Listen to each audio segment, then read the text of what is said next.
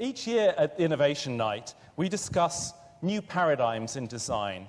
And I think you'll all agree that YouTube is a real game changer. What started among three friends, all ex-employees of the online company PayPal, back in 2005, has revolutionized broadcasting, music, advertising, and the media. Let me just repeat that again, 2005. For those old uns like me, that does not seem like a very long time ago. Chad actually studied graphic design at the University of Indiana before becoming the first interface designer, user interface designer at PayPal. So I know that a lot of the things you're going to have to say are really going to resonate with our communications, art, and design students here. So. Chad played a fundamental role in the early development of that payment system and payment service. But after eBay acquired PayPal, Chad left the company and did some consulting work for other tech companies in the Silicon Valley, and then went on to found YouTube. He's won many, many awards. Just look him up, and you'll see the many different awards he's won. The one I've singled out is Fortune magazine's Most Powerful Business Leader, which is quite a heavy mantle to wear, I think. But it all began, I'm told, and I think this may well be YouTube urban myth, but I'm told that it all started when Jawed Karim, Steve Chen, and Chad Hurley were at the San Diego Zoo. And they looked at, they started filming Jawed looking at one of the elephants. And he said, the thing about these guys is that they've got really, really, really long trunks. And that's kind of cool. And that was the first video, I'm told, that was ever posted on YouTube. You probably disagree that that's a little bit of urban myth. Well, I wasn't there for the You report. weren't there. But yeah, I think technically, yes, it is the first video on the site. Right. Since that auspicious beginning, YouTube now receives 2 billion views a day. That's nearly double the prime-time audience of all three major US television networks combined. It's the third most visited website in the world after, guess what? Google and Facebook. And 24 hours of video are uploaded onto YouTube every minute. And if you ever fancied watching all of those videos, it would take you 1,700 years to consume that content. That's an awful lot of Lady Gaga's Bad Romance. I think more than any of us could stomach. 70% of YouTube's traffic, though, comes from outside the US. And on a more serious note, those of you who watched the revolution develop on the streets of Tehran, the Green Revolution, you'll remember that YouTube was one of the only outlets that could intermittently tell us in the outside world what was actually happening and where the pro-democracy demonstrations were taking place on the streets of Tehran. So YouTube has transformed entertainment, news coverage. It's become a tool to counter state sponsorship and a site on which to watch pets perform inane antics. It's a marketeer's must-have site, a vital form of social networking and community building. And in November 2006, a year after it was founded, YouTube was sold on a stock-for-stock transfer to Google for $1.65 billion. Now, in the true spirit of BBC Question Time, and you have to forgive us for being terribly British here, but all the questions that I'm going to pose to Chad this evening have been submitted by you guests to this evening's lecture, members of faculty and also students at the Royal College.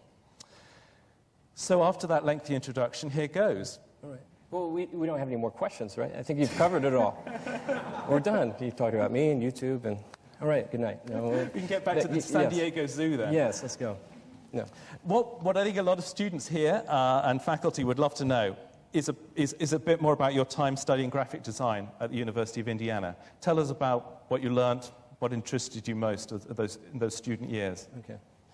Well, first, before I get into talking about myself or anything YouTube-related, I'd like to thank you. I'd like to thank RCA and Rami here for organizing this event for me to come out. I had a great time today walking through the show and having a chance to meet a lot of the students, and been thoroughly impressed. So thank you for that.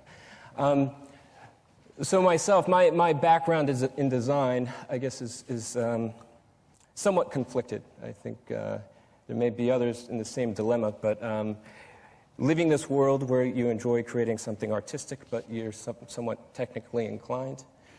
So I had this debate amongst myself of what should I do when I go to college.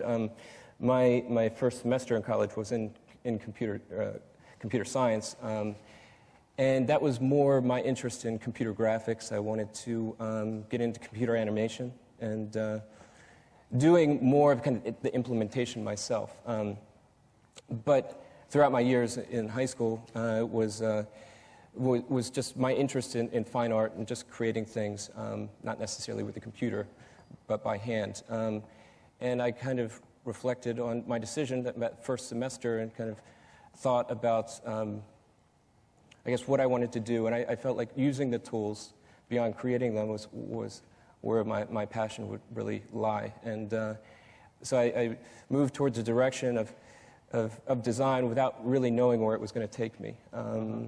I guess maybe one of the decisions, deciding on computer science in the beginning, was that it would just basically get me a better job, financially motivated than passion motivated. But I think luckily it worked out in a way that I was able to use not only my technical interests but my passion for creating things in a different form, maybe not expressed as fine art, but as a solution that didn't necessarily exist before. It's trying to create something and explain it to people, and hopefully they relate to it as well. And I feel with everything that we did at YouTube, we were lucky to be at the right place at the right time, but trust our instincts and make some of those right decisions that people could relate to.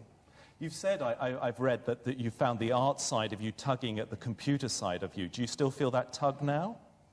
To some extent, but it makes it a little easier when you have a few hundred engineers to build things. I guess I don't look at maybe engineering and design as two different things. In my mind, they're always creating something.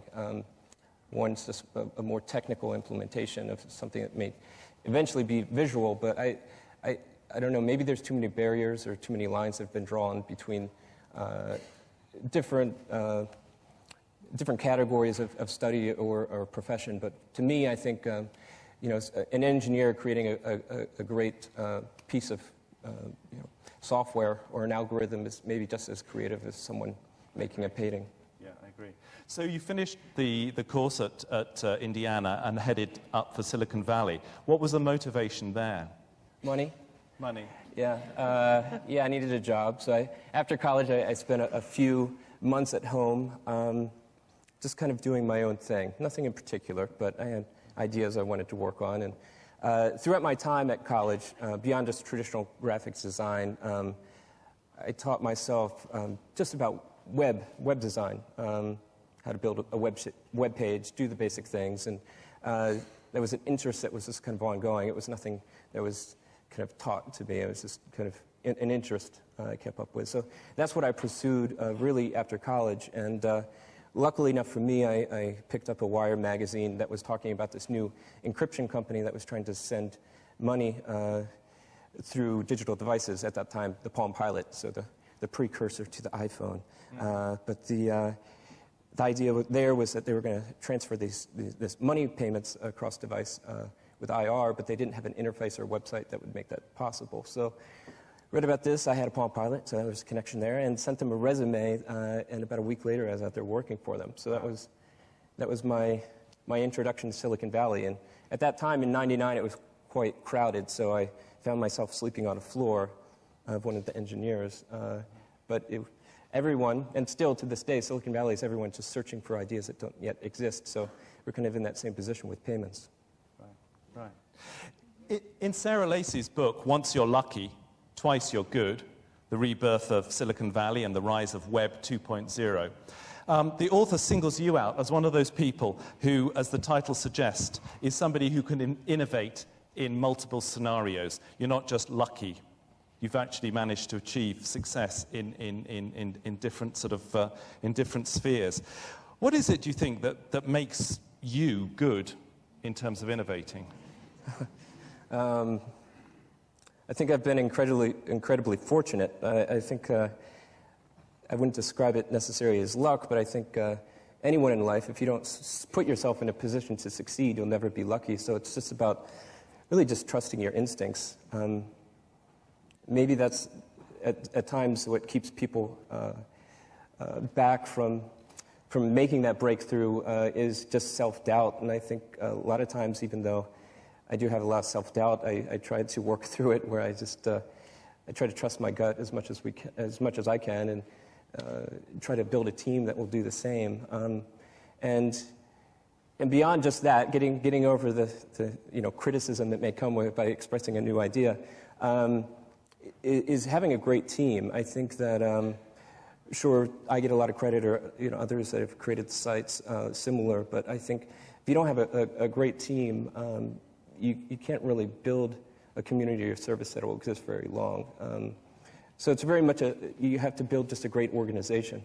And we had a great network of people through the previous experience at PayPal to draw upon. So even though I was a designer, I had lots of engineering friends that were lucky enough for me to work for free for a little while.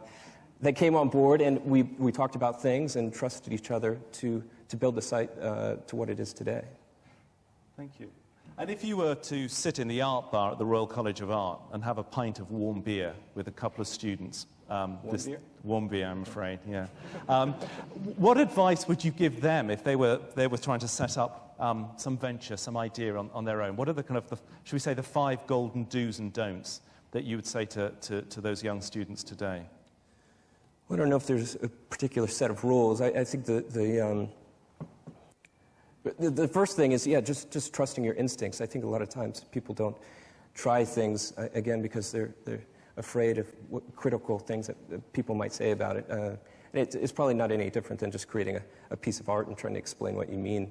But the same thing with putting any business or kind of website out there is that you don't know if these things are correct, but you have to start somewhere, and throughout that process you want to solicit feedback. So the biggest part is to hopefully make some right decisions in the beginning, listen to the feedback from the people that are using the service, the users, and try to incorporate that into the product as it evolves.